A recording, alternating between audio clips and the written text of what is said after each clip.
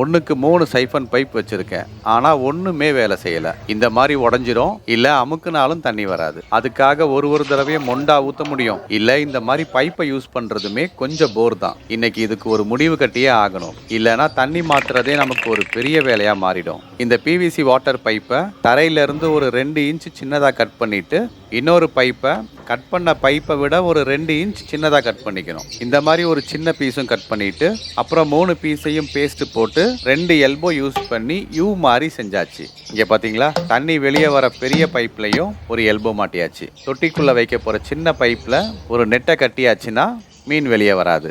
இப்போ பைப்பை தண்ணியில முக்கி ஃபில் பண்ணிட்டு 2 சைடும் கை வச்சு அடைச்சிட்டு இந்த மாதிரி வச்சீங்கன்னா வேலை முடிஞ்சுது. தண்ணி எப்படி பம்ப் செட்ல போற மாதிரி போகுது பாருங்க. உள் பைப் 2 இன்ச் சின்னதா வச்சதால மீனும் ஒரு 2 இன்ச் தண்ணியில சேஃபா இருக்கும். இந்த மேஜிக் பைப்பை நீங்களும் செஞ்சு பாருங்க. கண்டிப்பா யூஸ்ஃபுல்லா இருக்கும். தேங்க்ஸ் ஃபார் வாட்சிங்.